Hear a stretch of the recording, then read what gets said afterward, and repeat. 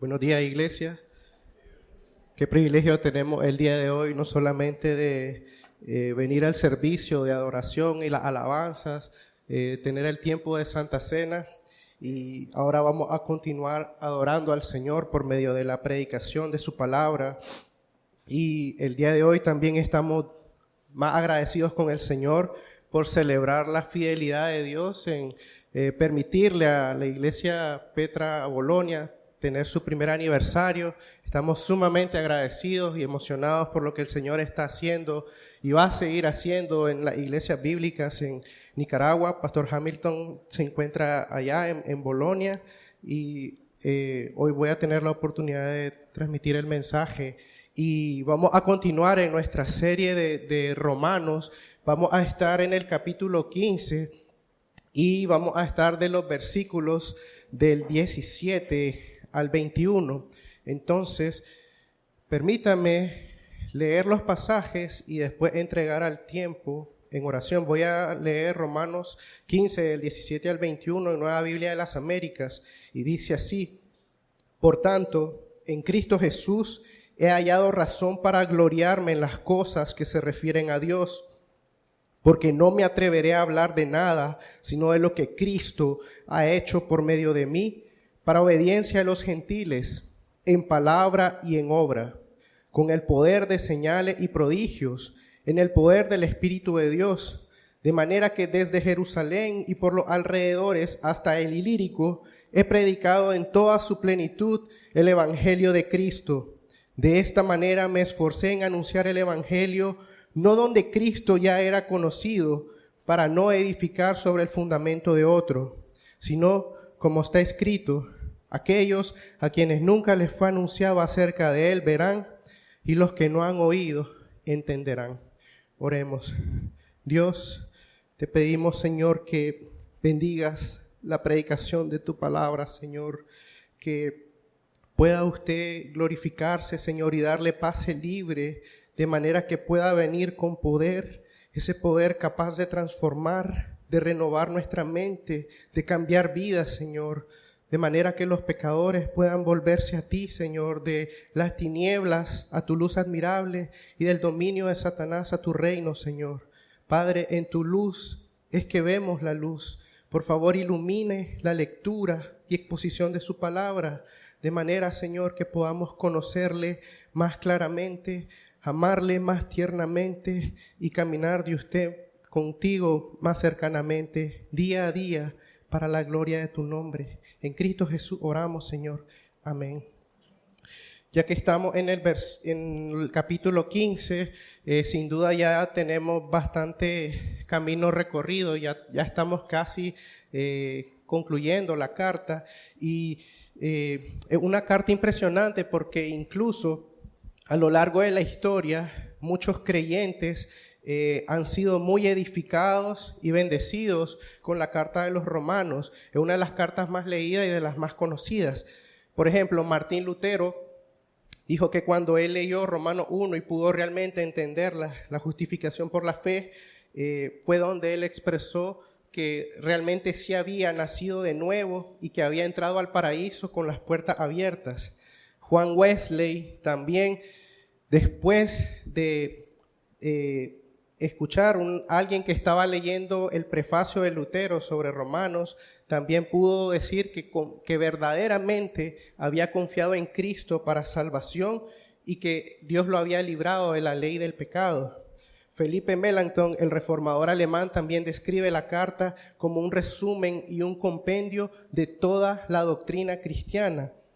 Incluso muchos teólogos afirman de que Pablo se quedó a 2 temas de poder decir que la carta a los romanos es una teología sistemática. Los únicos 2 temas que Pablo no aborda de manera directa es lo que se refiere a gobierno de la iglesia y la doctrina del fin de los tiempos. Pero sin duda pues hemos recorrido bastantes temas en toda esta carta, bastantes doctrinas importantes, y como nuestro amado hermano Luis la semana pasada nos estaba diciendo, ya Pablo aquí ya está empezando a despedirse, ya él ha expuesto, digamos, los asuntos que tenía que exponer, y si nos ponemos a pensar, expuso bastantes cosas. En Romanos 1 vemos cómo es la depravación del hombre, cómo realmente los gentiles pecan en contra del Señor, pero también en el capítulo 2 le habla a los que son judíos de la manera en cómo ellos también están condenados por el mismo pecado. Y en Romanos 3 vemos que Pablo dice que tanto judíos como gentiles están todos bajo pecado.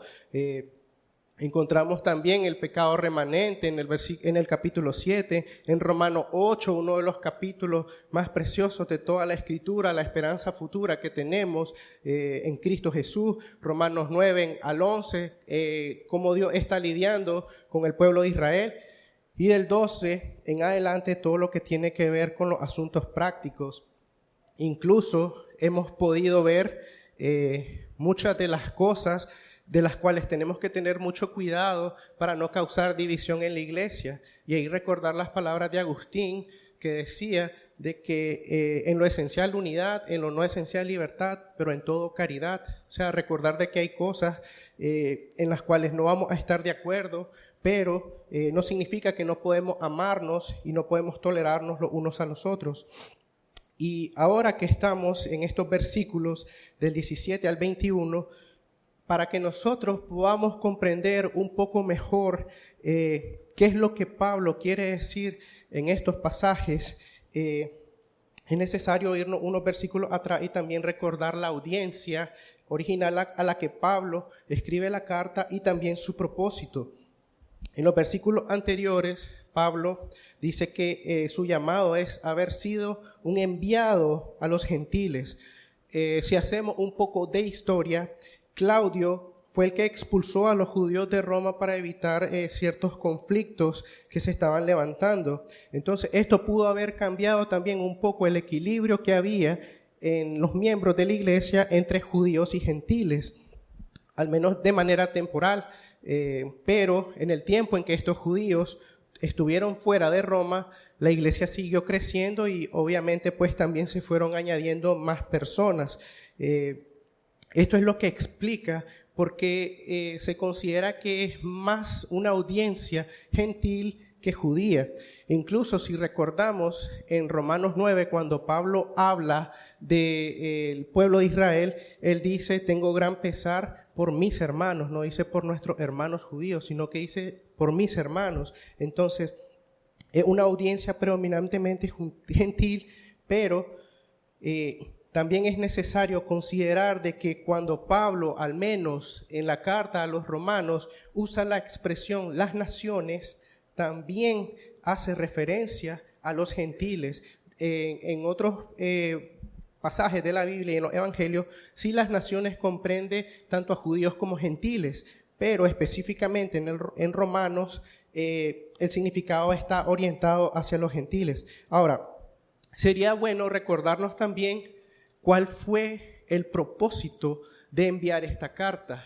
Y quizás nos podríamos cuestionar y decir, bueno, quizá Pablo nos quería restregar toda su teología, quería hacer alarde de todo lo que él sabe, de toda su doctrina, de todo su conocimiento, pero realmente no es así. Recordemos el contexto. Pablo ya había predicado el evangelio en todo Oriente, todo lo que es Jerusalén, Judea, Antioquía, Asia Menor y Grecia. Y ahora él quería ir hacia el occidente, lo que es Europa y España. Entonces, el propósito de la epístola es realizar una exposición resumida del evangelio que Pablo predicaba. Es como que si él dijera, ok, es cierto, yo no conozco personalmente a esta iglesia en Roma, pero he escuchado los reportes, sé que hay una iglesia que se estableció ahí y mi propósito es enseñarles o mostrarles cuál es el evangelio que yo estoy predicando. Al presentarse a sí mismo ante los hermanos en Roma y también para buscar apoyo para sus misiones. Recordemos de que Pablo era un hombre que caminaba con fe, pero también era un hombre que planeaba sus movimientos. Él deseaba contar con el apoyo de la iglesia en Roma, así como lo tuvo en Antioquía para las misiones en Oriente. Y la mejor manera de sentar bases para una iglesia que no conocía era decirle, bueno, este es el evangelio que yo predico, el evangelio de la gracia de Dios, que somos justificados únicamente por la fe, sin las obras de la ley. Entonces, este es el propósito por el cual Pablo escribe Romanos. Ahora, es cierto de que está permeado de mucho evangelismo, y recordemos que la gran comisión no se nos fue dada sino hasta que el Señor Jesús lo menciona en Mateo 28, pero podemos ir viendo a lo largo de toda la Escritura, desde Génesis hasta Apocalipsis, cómo es que se va dando la trama del plan de redención y el conflicto entre la simiente de Satanás y la simiente de la mujer. Es claro que el mensaje de las Escrituras señala el plan de redención a través de la obra de Cristo Jesús y el pueblo de Dios llevando este mensaje del reino a los confines de la tierra. Esto es algo que no podemos negar, ya sea en el Antiguo o en el Nuevo. Hay una sola trama que gira en torno a la obra de Cristo Jesús, pero como vamos a ir viendo, poco a poco hay ciertas diferencias en cómo funcionaba la dinámica del Antiguo con respecto al Nuevo. En lo que respecta al Antiguo Testamento, podríamos resumirlo como la historia de Dios, quien progresivamente restablece su reino creacional a partir del caos generado por pecadores, por su palabra y su espíritu, a través de la promesa, pacto y redención, resultando en una comisión mundial. Para el que era fiel implica el avance del reino, pero para el infiel, juicio y exilio para la gloria del Dios Trino. Ahora, es importante también hacernos una pregunta, quizá te la ha hecho con anterioridad, pero no sé si te has preguntado cómo funcionaba el evangelismo en el Antiguo Testamento. ¿Será que había evangelismo? ¿Cómo era que funcionaba? Hemos dejado en claro de que desde Génesis, con el protoevangelio, hemos visto el corazón evangelístico de Dios en su plan de querer reconciliar pecadores consigo mismo.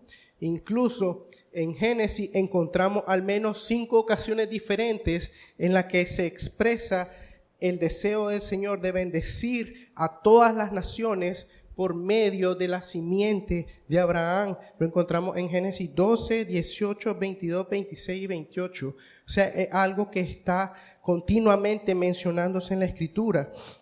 Y para ello, Israel es que sería la nación escogida por Dios, de donde saldría el Mesías para ser administradores de la ley y para revelar también el nuevo pacto. Si me acompañan, por favor, a Deuteronomio 7, del 6 al 8, vemos la razón por la cual Dios escoge a Israel y vemos de que no es porque Israel fuera la nación más tuani o la más poderosa, la mejor nación de todas. Dice, porque tú eres pueblo santo para el Señor tu Dios. El Señor tu Dios te ha escogido para ser pueblo suyo de entre todos los pueblos que están sobre la superficie de la tierra. El Señor no puso su amor en ustedes, ni los escogió por ser ustedes más numerosos que otro pueblo, pues eran el más pequeño de todos los pueblos, mas porque el Señor los amó y guardó el juramento que hizo a sus padres, el Señor los sacó con mano fuerte y los redimió de casa de servidumbre, de la mano de Faraón, rey de Egipto. Entonces, vemos que no había nada en la nación de Israel que pudiera decir Dios los escogió porque hicieron esto, o Dios los escogió por estas cualidades o por estos atributos. Fueron escogidos simplemente porque Dios los amó. Ahora también en Deuteronomio 4, del 5 al 8, explica cómo es que iba a ser la dinámica realmente del pueblo de Israel con respecto a las demás naciones. Dice, miren, yo les he enseñado estatutos y decretos tal como el Señor mi Dios me ordenó, para que así los cumplan en medio de la tierra en que van a entrar para poseerla. Así que guárdenlos y pónganlos por obra, porque esta será su sabiduría y su inteligencia ante los ojos de los pueblos, que al escuchar todos estos estatutos dirán, ciertamente esta gran nación es un pueblo sabio e inteligente, porque ¿qué nación grande hay que tenga un Dios tan cerca de ellos como está el Señor nuestro Dios siempre que lo invocamos? ¿O qué nación grande hay que tenga estatutos y decretos tan justos como toda esta ley que hoy pongo delante de ustedes? Entonces, si se fijan, Israel estaba puesto para ser una luz a las naciones. La manera en cómo ellos vivían debía llamar la atención de las demás naciones y decir, este pueblo es distinto, no son como nosotros, tienen costumbres distintas y adoran a un Dios diferente. O sea, ese era el propósito. Dice Christopher Wright en su libro La misión de Dios, porque la misión última de Dios es traer la bendición a las naciones, como lo prometió Abraham, por la existencia de una comunidad que sería adiestrada para vivir según la manera del Señor en rectitud y justicia.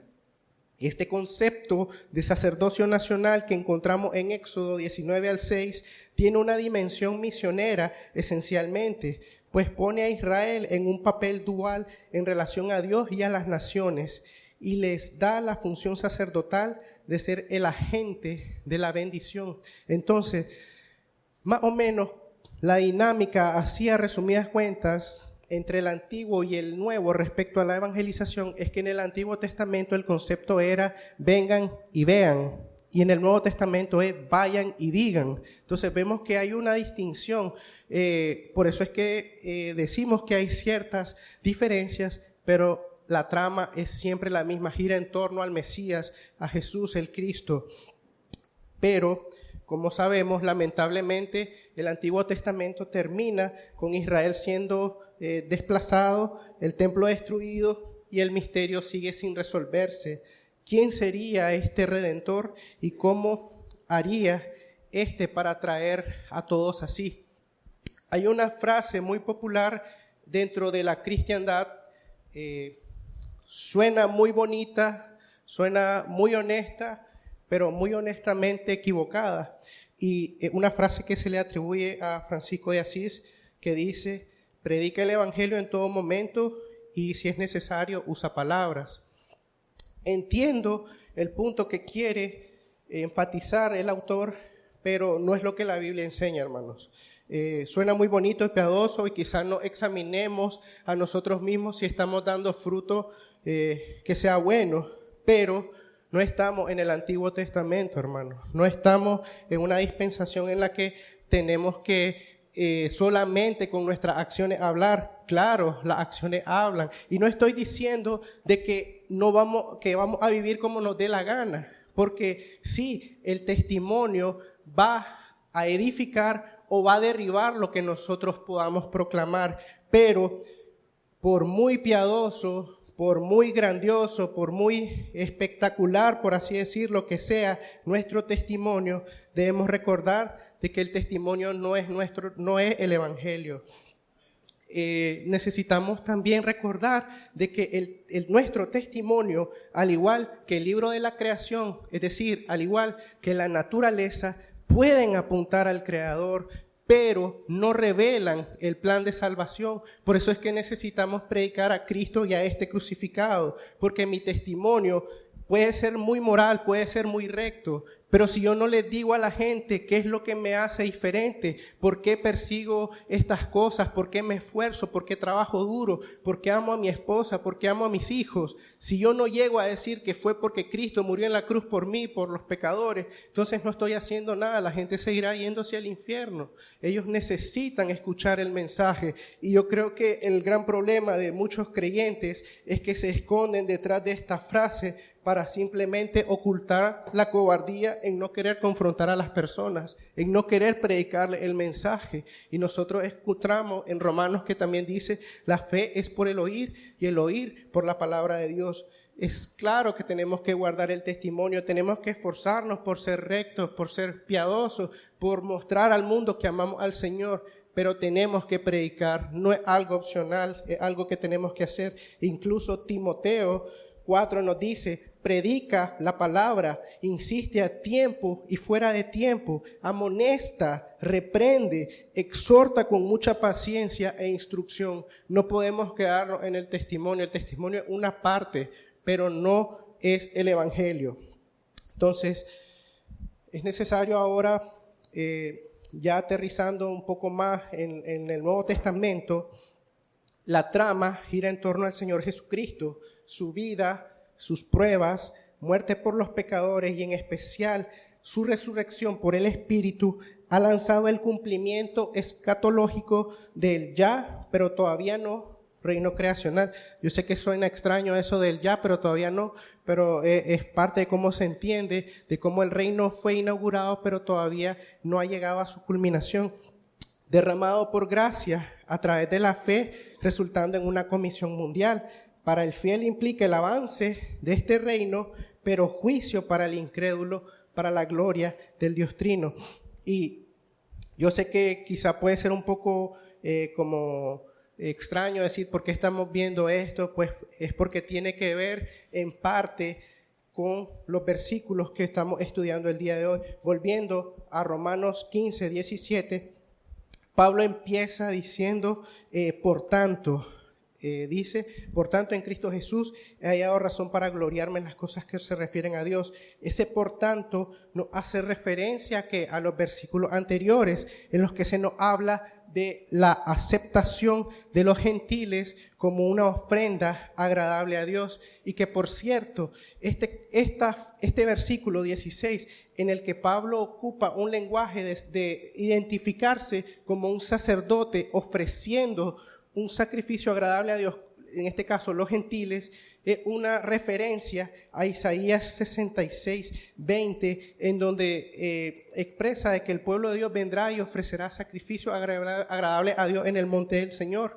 Entonces, más adelante vamos a ir viendo cómo la teología de Pablo está muy influenciada por el profeta Isaías y por los escritos de él. Entonces, podemos decir que por tanto, es decir, con respecto a la aceptación de los gentiles como una ofrenda agradable a Dios, pero también Pablo enfatiza la gracia de Dios que le fue dada para la administración del Evangelio. Entonces, él está tomando en cuenta estas dos cosas para después poder decir, en Cristo Jesús he hallado razón para gloriarme. Y eso es lo primero que debemos de tomar en cuenta, hermanos. No hemos de jactarnos en talentos, ni habilidades, ni títulos, ni posesiones, sino solamente en Cristo Jesús. Dice Gálatas 6:14, pero jamás acontezca que yo me gloríe, sino en la cruz de nuestro Señor Jesucristo, por lo cual el mundo ha sido crucificado para mí y yo para el mundo. Pablo anteriormente en el capítulo 5 nos dijo qué tipo de jactancia es permitida. ¿Se acuerdan cuando él dice nos gloriamos en las tribulaciones? Pero también dice más adelante nos gloriamos en Cristo Jesús.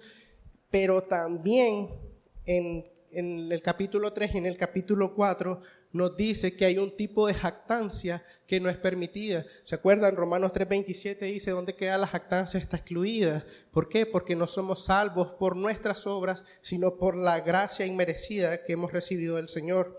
Entonces, el hecho que Pablo se gloría, en este caso sí es válido por dos razones. Número uno, se gloría en Cristo Jesús.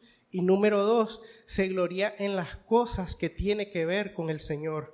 Dice un autor, John Murray, dice en la epístola a los Romanos, la justicia de Dios no es contrastada solamente con la maldad humana, sino también con la rectitud humana. El mayor enemigo del Evangelio no es la degradación y depravación que el apóstol enseña en Romanos 1, sino la justicia humana. ¿Qué es lo que está queriendo decir? Que el mayor peligro que corremos nosotros no son esos pecados espectaculares que menciona Romanos 1, de inmoralidad sexual, de depravación, de degradación, sino más bien el hecho de que el orgullo nos lleva a creernos mejores que los demás y a creer que porque estamos en una iglesia, que porque asistimos aquí, que porque hacemos estas cosas para el Señor, entonces no estamos en riesgo de condenación eterna. Realmente lo que nos debiera de importar es en quién estoy gloriándome. Si estoy gloriándome en mis obras, en mis acciones, en lo que yo hice o en el Señor Jesucristo. Incluso, cuidado con decir porque yo hice esto, entonces yo soy salvo. Entonces, porque yo me bauticé aquí, yo soy salvo. Porque yo soy miembro de esta iglesia, yo soy salvo. Pero no, somos salvos por la pura gracia del Señor Jesús. Y en eso en lo que debiéramos de gloriarnos, no en nada más. Noten también qué importante, en el versículo 17, si somos bien cuidadosos al leer, Pablo no está diciendo lo que yo he logrado por medio de Cristo. No está diciendo eso. Él más bien está diciendo lo que Cristo ha hecho por medio de mí. Es decir, nosotros no debiéramos de jactarnos de decir, gracias a Dios hice esto, gracias a Dios logré esto. No, es la misericordia de Dios que está obrando en nosotros para la gloria de Él y está usando instrumentos inútiles como somos nosotros. Entonces, Él está exaltando a Cristo a través de Él, tanto en palabra como en obras. Y una de las cosas que a mí, si les soy sincero, más me humillan, más me golpean, es examinar la vida del apóstol Pablo. Si nosotros viéramos el currículum de Pablo de Tarso, creo que se nos bajarían los humos muchas veces cuando nos creemos superiores a otros. Desde el primero, cuando dice apóstol y siervo de Jesucristo, ahí estamos chicle todos, porque ninguno es apóstol, ninguno ha visto al Señor resucitado, ninguno fue seleccionado directamente por Él, así que ahí no hay de dónde jactarse. Dice, apartado del Evangelio, para el Evangelio de Dios. Pero sigamos viendo las referencias y lo que Pablo nos está haciendo en su currículum. Dice, tenemos certeza de que al menos escribió 13 de las 21 cartas del Nuevo Testamento. Nosotros ni una, con costo y las leemos. Viajó al tercer cielo, en 2 Corintios 12 nos habla de esa experiencia que tuvo, e incluso dice, conoció a un hombre para no él jactarse, pero sabemos que él, circuncidado a los 8 días de nacer, del linaje de Israel, de la tribu de Benjamín, hebreo de hebreos, en cuanto a la ley, fariseo, en cuanto a celo, perseguidor de la iglesia, en cuanto a la justicia de la ley, hallado irreprensible, instruido a los pies de Gamaliel, estrictamente conforme a la ley de los padres, celoso de Dios. Y es interesante porque decía un predicador, muchas de las cosas que Pablo tenía por basura, muchos lo tienen por currículum. Y es que en Filipenses 3, del 7 al 9,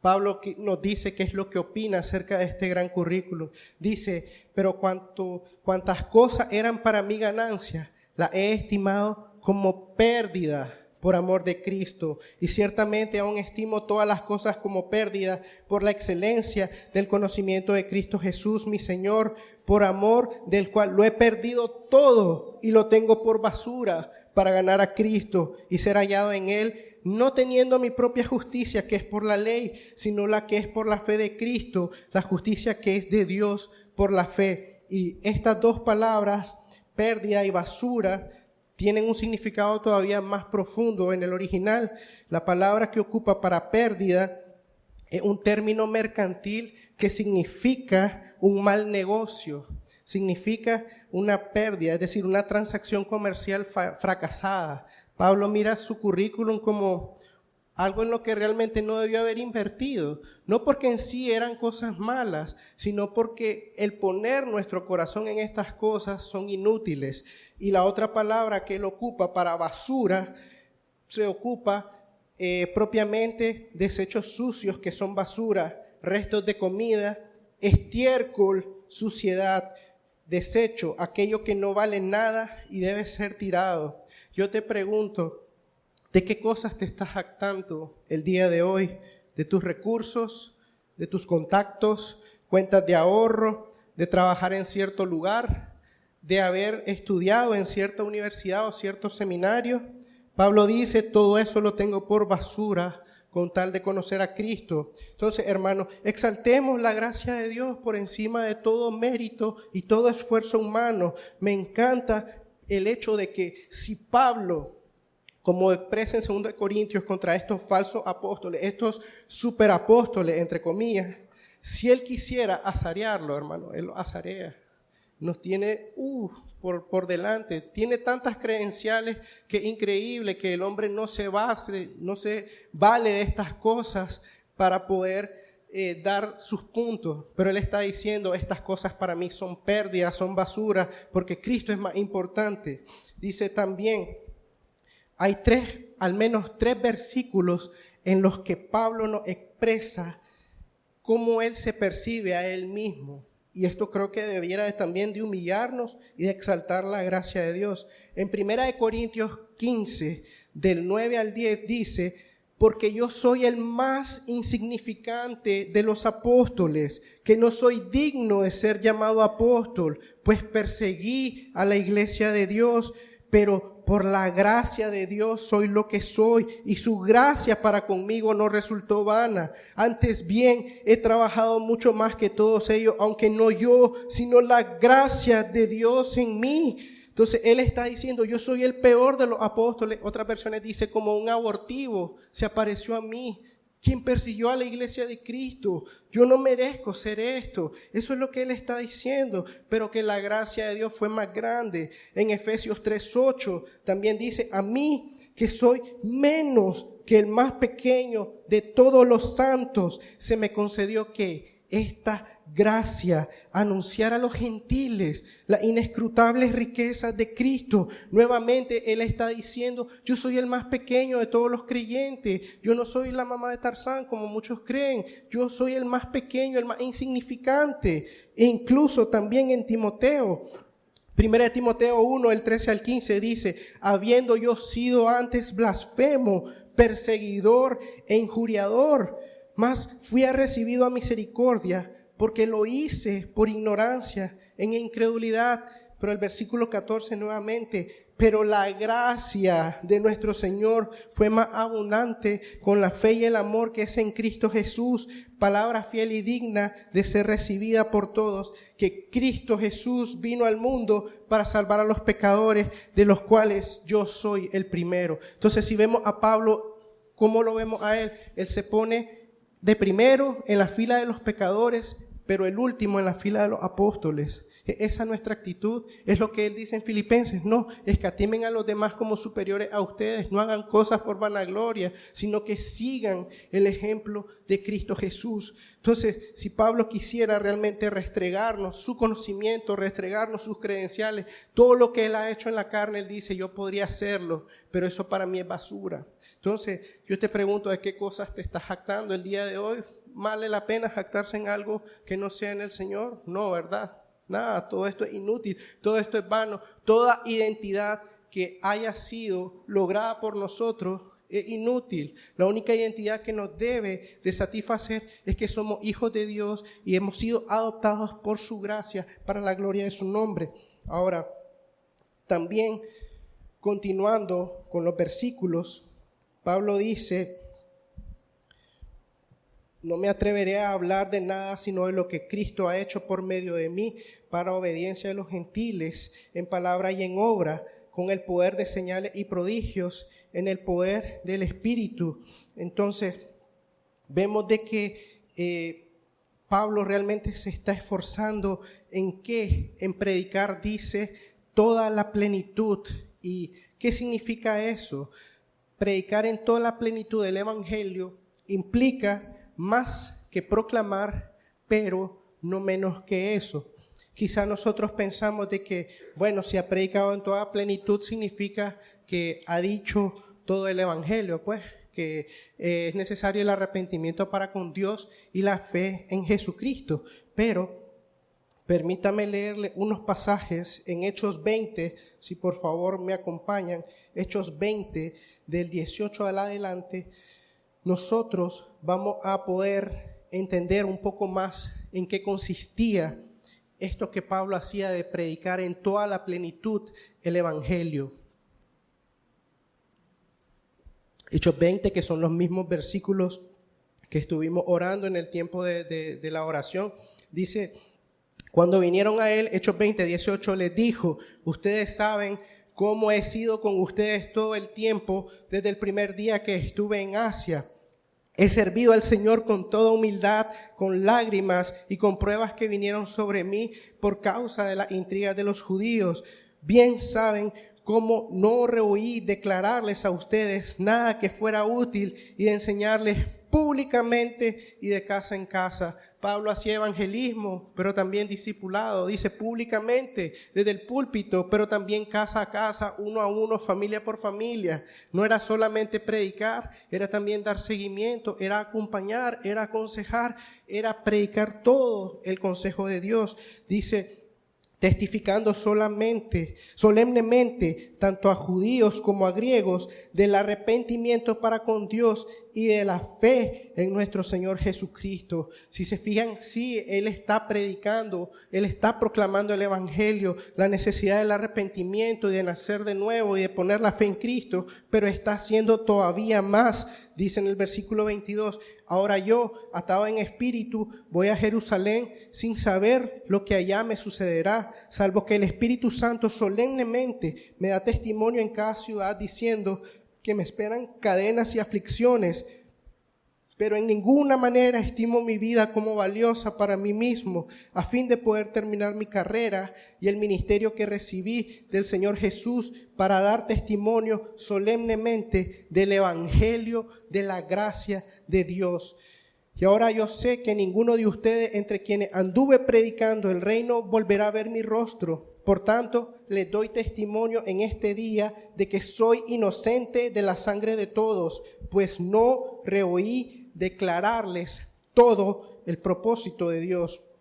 Tengan cuidado de sí mismos y de la congregación en medio de la cual el Espíritu Santo les ha hecho obispos para pastorear la iglesia de Dios, el cual Él compró con su propia sangre. Sé que después de mi partida vendrán lobos feroces entre ustedes que no perdonarán al rebaño. También entre ustedes mismos se levantarán algunos hablando cosas perversas para arrastrar a los discípulos tras ellos. Por tanto, estén alerta, recordando que por 3 años de noche y de día no cesé de amonestar a cada uno con lágrimas. Ahora lo encomiendo a la gracia de Dios y a la palabra de su gracia, que es poderosa para edificarlo y darles la herencia entre los santificados.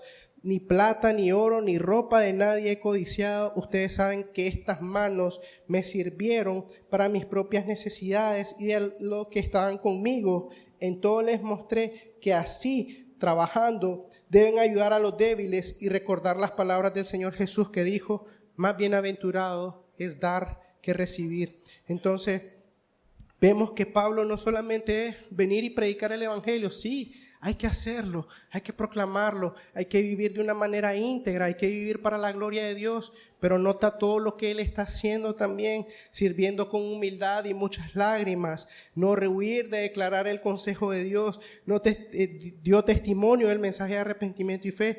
Vimos de que Pablo no solamente dejaba que sus acciones hablaran, como muchos hacen el día de hoy, sino que predicó e hizo también. Advirtió el peligro de falsos maestros y lobos. No cesó, dice, de amonestar con lágrimas. Y esto me recordó un poco también la prédica de la semana pasada, donde Luis nos animaba a la parte de amonestarnos los unos a los otros. Y esto es parte del crecimiento, es parte de la santificación, que nosotros podamos exhortarnos los unos a los otros. Si me acompañan a Gálatas 2, del 11 al 14, nos encontramos en ese episodio en el que Pablo tiene que exhortar fuertemente a Pedro. Dice, pero cuando Pedro vino a Antioquía, me opuse a él cara a cara, porque él era digno de ser censurado. Porque antes de venir algunos de parte de Jacobo, él comía con los gentiles, pero cuando aquellos vinieron, Pedro empezó a retraerse y apartarse, porque temía a los de la circuncisión.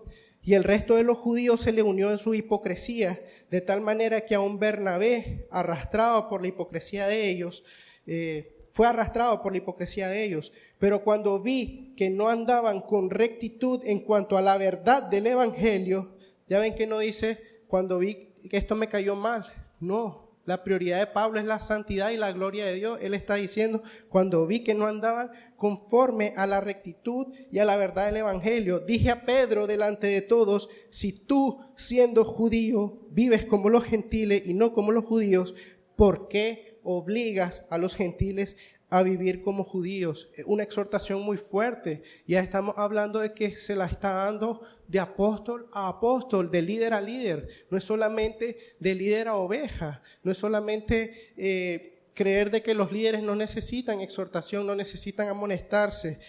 No obstante, como vimos anteriormente, aunque Pablo hace una exhortación muy fuerte, ¿qué clase de carácter creen ustedes que tenía el apóstol Pablo? ¿Acaso era un hombre despiadado al confrontar? ¿Será que simplemente se las dejaba ir así, sin asco?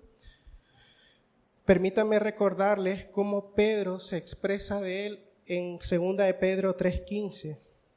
Dice así: consideren la paciencia de nuestro Señor, como salvación, tal como le escribió también nuestro amado hermano Pablo, según la sabiduría que le fue dada. Qué precioso que le puede decir nuestro amado hermano Pablo después de semejante exhortación que le hizo. Yo te pregunto, ¿sos capaz de tener el carácter de Pablo, de poder exhortar a alguien y que esa persona después te pueda decir nuestro amado hermano fulano, nuestro amado hermano Luis?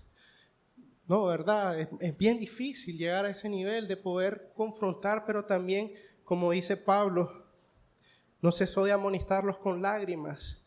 Era un tipo de corrección paternal de alguien que te ama, de alguien que se preocupa por vos. No es un tipo de amonestación que es porque me caes mal o porque me cayó mal esto que hiciste.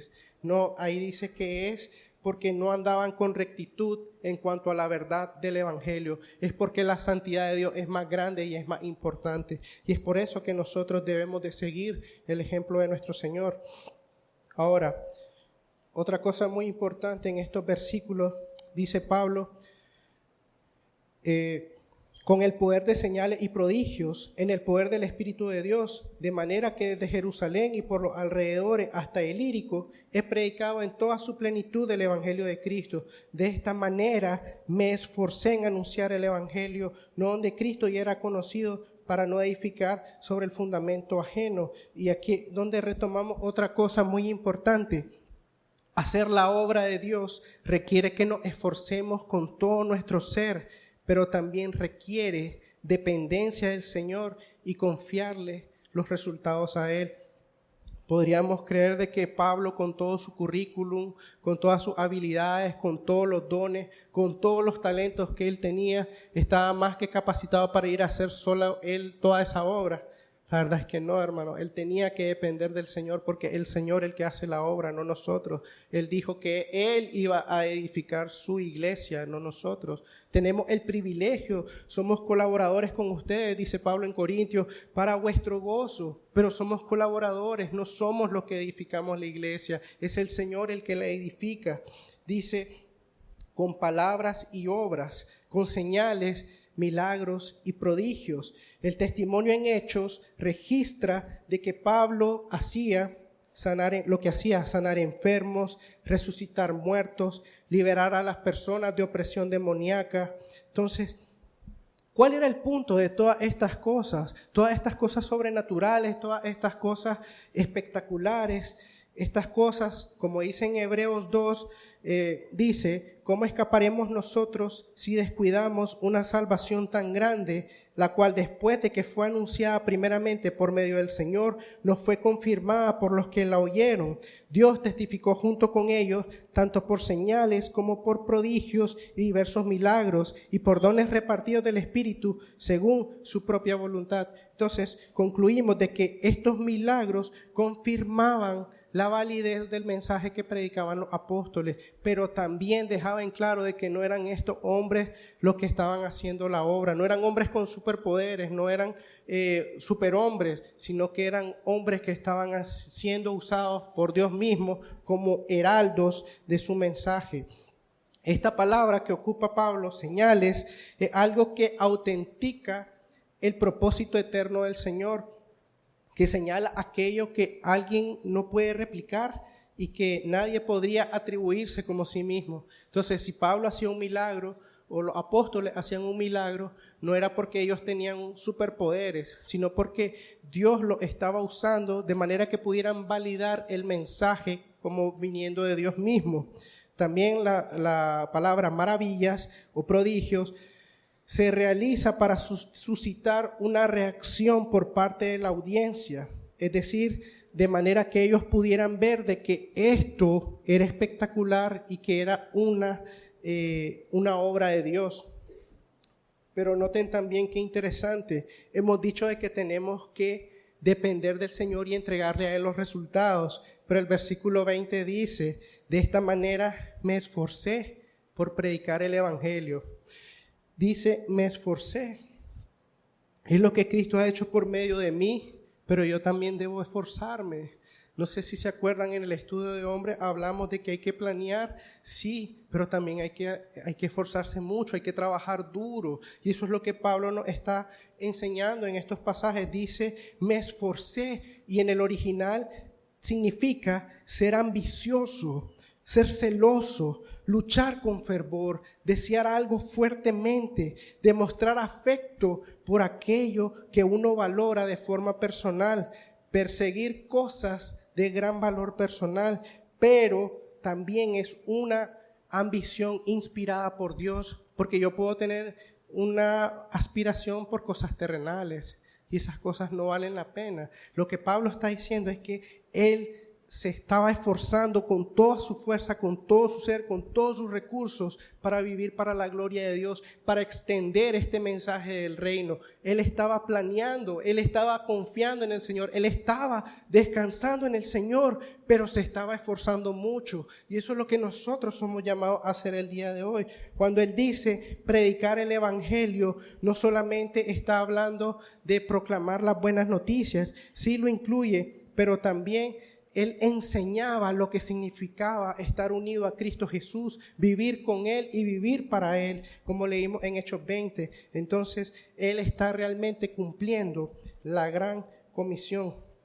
En los últimos versículos dice, de esta manera me esforcé en anunciar el evangelio, no donde Cristo ya era conocido, para no edificar sobre el fundamento de otro. Lo que está queriendo decir Pablo es que él está interesado en ir a aquellos lugares donde el mensaje todavía no ha llegado. Por eso es que él cita al profeta Isaías. Él dice, de esta manera me esforcé en anunciar el evangelio no donde Cristo ya era conocido, para no edificar sobre el fundamento de otro, como está escrito, aquellos a quienes nunca les fue anunciado acerca de él verán, y los que no han oído entenderán. Y es que realmente hay mucha influencia del apóstol, del profeta Isaías en los escritos del apóstol Pablo. Es muy probable incluso de que es tanta la influencia de Isaías en el apóstol Pablo, que cuando Pablo se refiere a él como el apóstol de los gentiles, ¿se acuerdan que decíamos de que gentiles es una alusión a naciones? Él está retomando ese concepto de heraldo para las naciones de los mismos escritos del profeta Isaías. Entonces dice un autor, Pablo encuentra en Isaías un colega predicador del evangelio, el mensaje que revela la justicia de Dios a todo aquel que cree, al judío primeramente y también al griego.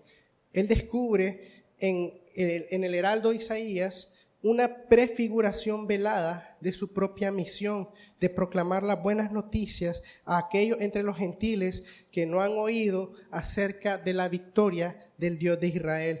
Y si nos ponemos a examinar rápidamente los pasajes en Isaías que Pablo cita, que son muchos, el capítulo 52 de Isaías es uno de los que más cita. En Romanos 2:24 él dice, el nombre de Dios es blasfemado entre los gentiles por causa de vosotros. Es una cita de Isaías 52:5 donde dice, sus dominadores dan gritos y sin cesar mi nombre es blasfemado todo el día. Luego en Romanos 10:15, cuando Pablo está diciendo cuán hermosos son los pies de los que anuncian el evangelio del bien, también está citando Isaías 52, pero el capítulo 7 dice, qué hermosos son sobre los montes los pies del que trae buenas nuevas, del que anuncia la salvación y dice, Sión, tu Dios reina. Y quizás nos preguntemos por qué Pablo está citando tanto del versículo 52. Aquí incluso en Romanos 15:21 dice: aquellos que nunca les fue anunciado acerca de Él verán, y los que nunca han oído de Él entenderán. Una referencia a Isaías 52:15, donde dice: así asombrará a Él muchas naciones. ¿De quién está hablando? Del siervo sufriente, del Mesías. Dice: los reyes cerrarán ante Él la boca, porque verán lo que nunca les fue contado y entenderán lo que jamás habían oído. Y ahí es donde después empieza el famoso pasaje en Isaías 53 que dice: Señor, ¿quién ha creído a nuestro anuncio y a quién se ha manifestado el brazo del Señor? Entonces, todo Isaías 52 gira en torno a un contexto de redención del Señor en un momento de cautiverio, pero prepara también la venida del siervo sufriente. Y así como nosotros debiéramos de estar expectantes del siervo sufriente, cuando dice que ellos verán, significa que ellos van a tener un entendimiento espiritual, un entendimiento interno. Es como cuando alguien usa la frase: veo lo que quieres decir. O sea, no es algo literal, pero es como que en nuestra mente ya está claro qué es lo que está queriendo comunicarme. Y cuando dice que ellos van a entender, significa ir uniendo las ideas de manera que puedan formar un todo de manera integral. Entonces, vemos cómo Pablo se apoya en los escritos del profeta Isaías, pero también deriva de su contexto los efectos del sacrificio del Mesías a todas las naciones. Ya no sería solamente para bendición de Israel, sino para todas las naciones, por lo que apropiada la aplicación de su nombre como apóstol de los gentiles o apóstol de las naciones. Entonces, hermanos, vamos viendo cómo el apóstol nos está llamando no solamente a tener conocimiento en nuestra mente, sino que también nos está mostrando su visión. Es por lo que él está luchando, por lo que él se está esforzando. No solamente veamos el libro de Romanos como un libro con mucha teología, porque sí la tiene, pero tiene un propósito misionero. Y es por eso el título de la prédica: que tengamos una mente por la verdad, pero un corazón por las misiones. ¿Por qué? Porque Pablo ya está preparando su siguiente movimiento. Él desea que esta iglesia a la cual le ha predicado el evangelio, él está diciendo: este es mi mensaje, esto es lo que yo predico. Él está buscando cómo esta iglesia pueda hacerle de apoyo a las misiones de Occidente. No está simplemente esforzándose por cumplir deseos egoístas y vanos. Él está llenándolo todo del evangelio de Cristo, como dice en la Reina Valera, lo está llenando todo. Y como vamos a ver también más adelante, Él está planeando los próximos pasos, y solo espero que realmente el Señor nos conceda el poder esforzarnos por cumplir la gran comisión, hacer discípulos de todas las naciones, confiando en que el Señor estará con nosotros todos los días hasta el fin del mundo. Para ir terminando, si me acompañan a Hechos 20:24, donde nosotros estábamos leyendo, Hechos 20:24.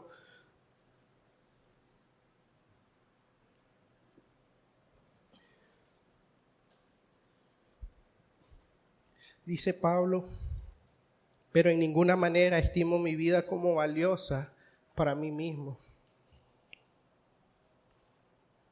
Creo que uno de los grandes problemas y uno de los pecados más grandes que tenemos es que nos amamos demasiado. Por eso es que no nos importan las misiones. Por eso no nos importa que la gente vaya al infierno. Por eso es que nos conformamos con dar el buen testimonio y que ahí alguien más les predique. Porque no tenemos un celo por las personas, no tenemos un amor por las personas, porque nos amamos demasiado. Pero Pablo está diciendo: yo no estimo mi vida como valiosa. Por eso es que él podía ir naufragando, podía pasar hambre, podía pasar sed, podía ser perseguido, podía ser azotado. Y en 2 Corintios también dice: y aún así me pesa todo lo que pasa en la iglesia. ¿Por qué? Porque era un hombre que estaba crucificado para el mundo y el mundo para él. Dice: a fin de poder terminar mi carrera y el ministerio que recibí del Señor Jesús, para dar testimonio solemnemente del evangelio de la gracia de Dios. Quiero preguntarte, ¿De qué cosas te estás jactando hoy? Te estás jactando, como Pablo decía, me glorío en el Señor Jesucristo, en las cosas que refieren a Dios. Esa es una jactancia buena. Pero si te estás jactando en algo terrenal, en una identidad que vos alcanzaste, entonces realmente te estás jactando en basura. Lo has llenado todo del Evangelio de Cristo, como Pablo dice en los mismos versículos. Lo has llenado todo. Y con esto me refiero no solamente en el contexto del evangelismo, es decir, le has predicado a tus vecinos, a tus familiares, a las personas con las que te relacionas, pero entendamos esto, estamos llenándolo todo, es decir, nuestro ser, lo que somos, lo que hacemos, lo estamos permeando del evangelio. No solamente predicamos, sino que lo vivimos, estamos siendo guiados por el Señor. Es lo que dice un autor también: la doctrina y la vida son inseparables. Lo que creemos determina nuestra conducta y nuestra concepción de las normas por las cuales la vida es orientada. Yo debo vivir lo que predico, pero tengo que también predicar lo que vivo, o sea, con palabras, con acciones, todo para la gloria de Dios. Te pregunto también por cuáles cosas estás luchando fervientemente. Como Pablo decía, me esfuerzo, ambiciono, tengo fervor, lucho por el evangelio. ¿De qué cosas estás luchando hoy? Cosas vanas, cosas terrenales, cosas que no tendrán un peso eterno, o si realmente estás esforzándote por cumplir la gran comisión. Yo te pregunto también, ¿qué lugar ocupan las misiones en tu tiempo de oración? No sé si pueden poner la imagen del mapa de Roma. Si ustedes se fijan en ese mapa, ese es un mapa de lo que consistía el Imperio Romano, más o menos en los tiempos del apóstol Pablo. Y como leíamos en los versículos, él dice que desde Jerusalén y por los alrededores hasta Ilírico, la siguiente que tiene la flecha, si se fijan, ¿qué es lo que él está haciendo? Él está haciendo como un arco, pero está diciendo de Jerusalén hasta Ilírico, y él quiere seguir por toda Europa y por España. Si pueden leer entre líneas, creo que sabrán qué es lo que Pablo quiere hacer. Él quiere llenar el Imperio Romano del Evangelio de Cristo. Y podríamos decir: Pablo, estás loco, vos cómo vas a poder hacer eso si es el imperio más grande, más fuerte que hemos visto. Pero es porque él está confiando no en su esfuerzo, no está confiando en lo que él puede hacer. Él está confiando en lo que Dios va a hacer a través de él, pero también está planeándolo. Él está diciendo: este es el evangelio que yo predico y quiero ser colaborador con ustedes para las misiones. Entonces, si pones la siguiente imagen, por favor. Yo les pregunto, hermanos, si ustedes no son creyentes, realmente no les va a importar. Pero creo que si nosotros hemos nacido de nuevo y hemos entendido el mensaje que Dios nos ha dejado, debiéramos de arder por el evangelio, por los perdidos, llenar todo con el evangelio de Cristo, como Pablo decía. Yo te digo a ti que tal vez dices: bueno, yo tengo una buena relación con el Señor. No me hables de un corazón contrito y humillado y no amar las misiones. Dice el Salmo 51:13, entonces enseñaré a los transgresores tus caminos y los pecadores se volverán a ti.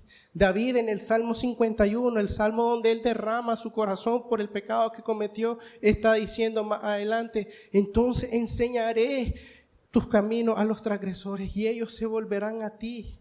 Eso es lo que nosotros estamos llamados a hacer, a enseñar el camino, no a que la gente nos siga, no buscar un séquito, sino llevarlo a la fuente de vida que es Cristo Jesús. La siguiente. Hermanos, son muchas naciones, pero un solo evangelio. Un solo evangelio, el evangelio de la gracia de Dios. Y quizás no se aprecia ahí mucho, pero es un mapa donde muestra el mundo y solo hay tres países que tienen iglesias bíblicas Petra. Mi ánimo, hermano, es que podamos orar realmente para que podamos llenarlo todo del evangelio de Cristo. Miren la ambición que tenía Pablo con Roma. ¿Por qué nosotros no podríamos decir: llenemos Nicaragua con iglesias bíblicas, llenemos Centroamérica con iglesias bíblicas, llenemos el mundo con iglesias bíblicas? ¿Por qué? Porque nos amamos demasiado, hermanos, nos amamos demasiado. Por eso es que no hemos hecho lo que nos corresponde. Y mi ánimo no es que simplemente hagamos un esfuerzo humano para corregir nuestro pecado, no. Es que dependamos del Señor y realmente oremos, Señor, envíeme a mí, Señor, ponga el peso en mi corazón, Señor, ayúdenos a plantar más iglesias, no para que tengamos más miembros, sino para que su nombre pueda ser conocido en toda la tierra. Termino con Mateo 9, del 35 al 38, dice: Jesús recorría toda la ciudad y las aldeas, enseñando en la sinagoga de ellas, proclamando el evangelio del reino y sanando toda enfermedad y toda dolencia. Y viendo a las multitudes, tuvo compasión de ellas, porque estaban angustiadas y abatidas como ovejas que no tienen pastor. ¿Cómo estamos viendo a las naciones, hermanos? ¿Cómo estamos viendo esas multitudes? Las estamos viendo con la misma compasión que el Señor tuvo, que las veía abatidas y atribuladas, sin guía, sin dirección. Y entonces en el versículo 37 Él dice: entonces dijo a sus discípulos: la cosecha es mucha, pero los obreros pocos. Por tanto, pidan al Señor de la cosecha que envíe obreros a su cosecha. Y yo no creo que haya sido una coincidencia que nos tocara estudiar estos pasajes en el contexto del aniversario de Petra Bolonia. Hay que tener los ojos espirituales bien abiertos, hermanos. ¿Qué es lo que el Señor nos está llamando a hacer? ¿Cómo quiere que el Señor que estemos orando y que estemos guiando nuestros esfuerzos y direccionando todo lo que somos, nuestros recursos, lo que hacemos, nuestros ingresos? Todo debiera de ser para la gloria de nuestro Señor. Hay un himno que resume muy bien, pienso yo, cómo debiéramos de nosotros estar viviendo y adorando a nuestro Señor. Un himno que se llama Un reto nos aguarda, y dice así: un reto nos aguarda, aún sin terminar, tarea no pequeña nos mueve a despertar.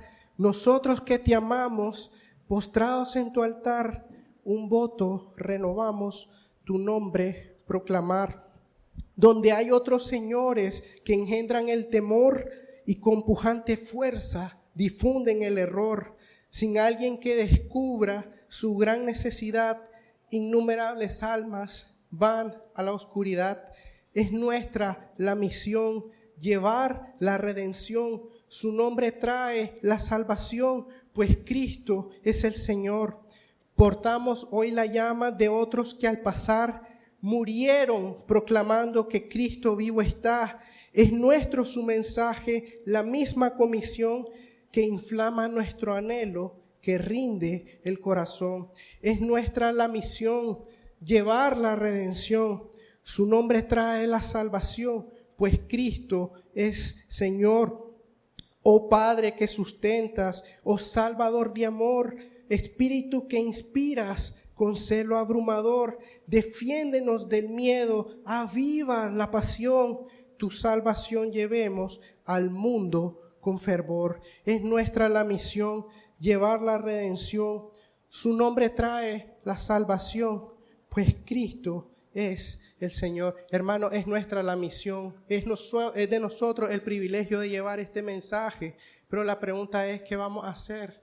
¿Vamos a dejar que lo hagan los demás o realmente vamos a cumplir la gran comisión? La gran comisión fue dada a todos los discípulos, hermanos, no solamente a los líderes, no solamente a los pastores, no solamente a los ancianos. Es una misión que a todos nos corresponde. La gran pregunta es: ¿vamos a cumplir? ¿Vamos a obedecer al Señor? ¿Vamos a darlo todo? ¿Nos vamos a esforzar por llenarlo todo del Evangelio de Cristo? ¿O seguiremos viviendo para nosotros? Oremos. Señor, le damos gracias por su palabra, Señor. Padre, yo le ruego que usted nos ayude a poner la mirada en las cosas eternas, Señor. Usted que es el santo, el que habita en su monte santo y que el sublime y el eterno Dios, pero que también habita con el que tiene espíritu contrito y humillado, Señor. Le ruego, Señor, que nos dé un sentido profundo de su presencia, Señor, de su santidad, de su majestad, Señor. que el conocimiento de usted pueda abrumarnos, Señor, a poder sentirnos, Señor, que nada vale más que hacer su voluntad en nuestra vida, Señor. Ruego, Padre, para que usted transforme nuestra mente, renueve nuestros corazones y nos ayude a vivir para usted, Señor. Oh Dios, concédenos que podamos, Dios, vivir delante de tu presencia de una manera digna, que podamos predicar tu mensaje con denuedo, Señor, a pesar de las pruebas, a pesar de las tribulaciones, a pesar de la oposición, Señor. Ayúdenos a predicar su mensaje con toda la doctrina y con toda la piedad, Señor. No permita que seamos cobardes, Señor. Perdone nuestra cobardía, Señor. Y como leíamos, Señor, en el himno, guárdenos, Señor, de ser cobardes y más bien avive la pasión en nuestros corazones, Señor. Ponga el peso en nuestros corazones, Señor, por las almas que se van al infierno, Señor. Ponga ese deseo, Señor, de evangelizar, de poder darlo todo por Cristo y para Cristo, Señor. Ayúdenos, Señor. Oren por nosotros, Señor, que nuestros hermanos puedan continuar orando. Y, Señor, si nos va a enviar, Señor, capacítenos y háganos ver, Señor, de que no somos nosotros, sino que usted obrando a pesar de nuestra debilidad y a pesar de nuestra flaqueza. Oh, Señor, ayúdenos, Padre, que las palabras de nuestra boca y las meditaciones de nuestro corazón sean agradables a usted, Señor, nuestro Redentor y nuestro Salvador, Señor. Ayúdanos a vivir para la gloria de su nombre y no solamente para nuestros propios intereses, Padre. Te lo pedimos todo en el nombre del Señor Jesucristo. Amén.